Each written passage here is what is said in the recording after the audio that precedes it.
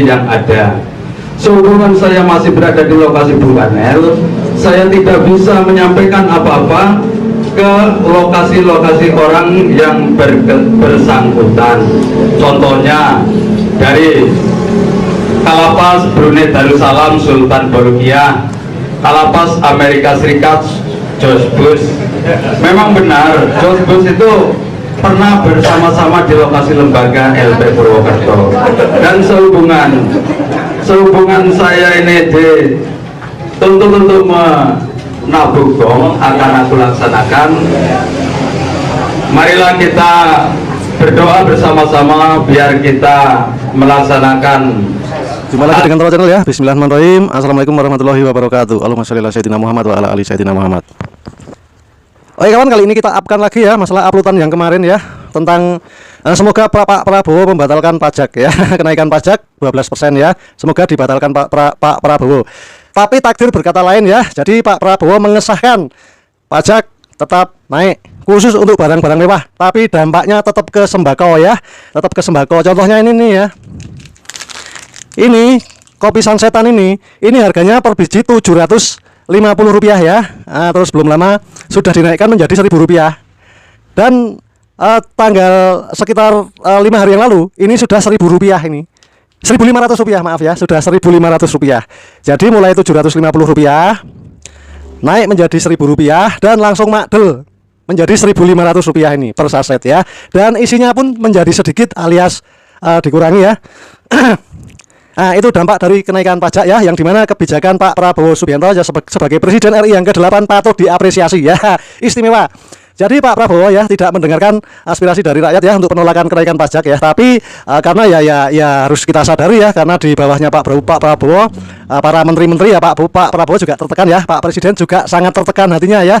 Jadi mungkin beliau daripada pikirannya tertekan dan akhirnya nanti bisa menjadi suatu penyakit, mending mengabulkan aja. Tapi yang dikabulkan adalah kenaikan pajak yang diusulkan oleh para pejabat ya dan para menteri yang kompeten di bidang itu ya, di bidang perpajakan atau kenaikan pajak, yang dimana saya yakini dan saya duga pajak itu walaupun naik itu tidak bakal 100% diterima oleh pemerintah, tapi tetap banyak yang disunat atau banyak yang dikorupsi oleh oknum-oknum yang bekerja di bidangnya. Tidak semuanya ya, hanya oleh oknum-oknum yang bekerja di bidangnya. Oke, kita lanjut ya. Oke kawan, kita lanjut lagi ya. Jadi selain kenaikan harga ya pada tahun 2025 ini ya, awal bulan Januari, kado dari Presiden, masyarakat juga dikenakan pajak iuran baru, yaitu pajak kendaraan bermotor, opsen dan iuran tapera. Opsen kendaraan bermotor ya, berdasarkan Undang-Undang Nomor 1 Tahun 2022 ya, tentang hubungan keuangan antara pemerintah pusat dan pemerintah daerah, ada pajak baru berupa opsen kendaraan bermotor ya, yang besarnya mencapai 66% bosku. Dan pajak yang terhutang, opsi ini terdiri dari pajak yang dikenakan oleh kabupaten atau kota atas pokok PKB dan pajak bea balik nama kendaraan bermotor bosku, naik 66%. Jadi 100 ribunya itu kena ketambahan 66 ribu karena kenaikannya 66% ya. Oke, selanjutnya kita lanjut jeritan rakyat kecil yang bernama Bu Widya. Oke, kita simak, dan juga mahasiswa ceritanya. Kita simak ya, Bu Widya dan mahasiswa. Saya bilang dulu gebrak-gebrak podium ya, saya akan tangkap sampai ke negeri Antartika, gurun pasir ya, akan tangkap yang namanya koruptor ya. Begitu udah dikasih penghargaan harga mati, bintang 4 harga mati, berubah ya, berubah. Hai koruptor, kembalikan ya uang ya, kami maafkan kok. Terus gimana caranya memulanginya, mengembalikannya? Saya caranya diam-diam ya. Itu yang macan Asia yang begitu, yang dikatakan macan itu. Dengerin ya kamu yang komen. Kalau macan itu pandangannya condong ke depan, begitu ada mangsa, hap, langsung dikunyah habis. Paham?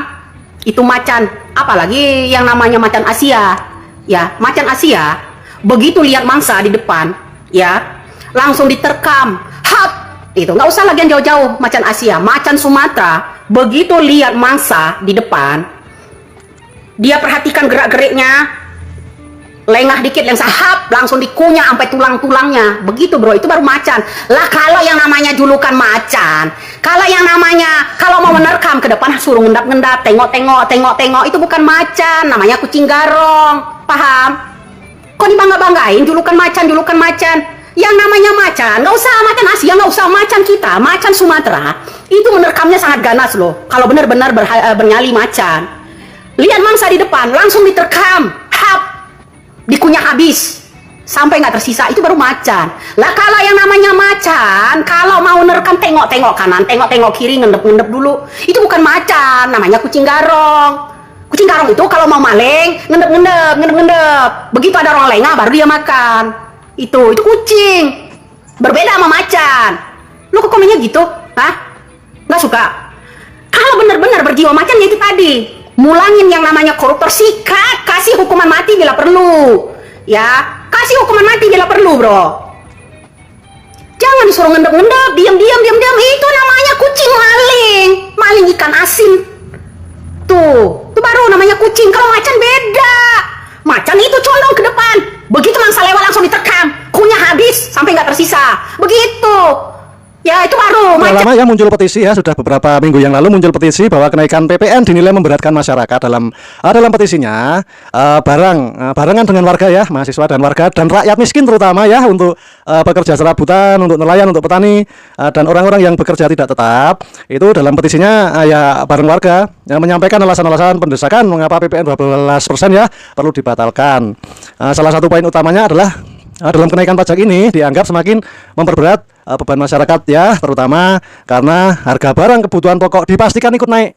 Walaupun yang dinaikkan cuma pajak-pajak untuk barang mewah, tapi berdampak sampai ke sembako ya, seperti yang saya contohkan, kopi yang harga 7.550 tadi menjadi 1.500. Beras pun nantinya ikut naik dan semuanya sekarang sudah naik, apalagi harga rokok naik mengerikan ya. Makanya saya mending mengurangi rokok dan saya mending beli ngelinting dewe alias tingwe ya, demikian ya. Jadi salah satu poin utamanya adalah kenaikan ini dianggap sebagai memperberat beban masyarakat, terutama karena harga barang kebutuhan pokok dipastikan ikut naik ya, dipastikan. Menurut data Pusat Statistik atau BPS ya, per Agustus 2024 aja, angka pengangguran terbuka masih tinggi mencapai 4,91 juta orang. Itu angka pengangguran. Dan di tahun ini angka PHK lebih mengerikan lagi ya. Kalau nggak percaya simak itu PT Sritek Solo ya, pabrik tekstil yang bertaraf internasional, itu PHK massal diperkirakan, dan saya duga demikian karena sudah diputus oleh Mahkamah Agung yang terhormat, termasuk perusahaan yang pailit atau bangkrut ya. Sementara itu mayoritas pekerja Indonesia sekitar 57,94% dan total 144,64%. Kalau salah mohon dikoreksi, maklum keterbatasan pengetahuan pikiran saya ya, ingatan saya ya. Jadi tenaga kerja ya masih berada di sektor informal dengan penghasilan yang tak menentu.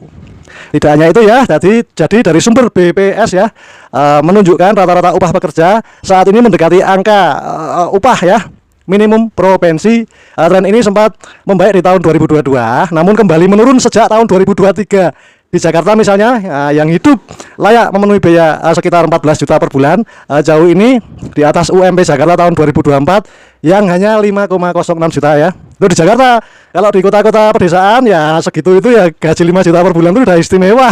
Karena di pedesaan tuh sayuran aja cuma metik di belakang rumah. Kalau di Jakarta kan semuanya harus beli, air pun beli, mau ke toilet bayar kan gitu. Oke, kita lanjut. Iya, menurut saya dan menurut rakyat miskin lainnya ya, jadi sebelum luka masyarakat kian menganga, sebelum tunggakan pinjaman online membesar, pemerintah perlu membatalkan kenaikan ini. Ya, itu menurut pendapat saya dan menurut pendapat orang-orang di sekitar saya ya, yang sama-sama kaum bawah. Saya ulangi lagi ya, sebelum luka masyarakat kian menganga, sebelum tunggakan pinjol membesar, pemerintah perlu membatalkan kenaikan ini karena hanya bikin resah, hanya bikin menderita bagi rakyat kecil. Kalau rakyat yang di atas rata-rata no problem, nggak masalah ya. Ini hanya khusus untuk rakyat kecil dan rakyat miskin ya. Demikian untuk selanjutnya, kita lanjut dulu ya Sumanto ya.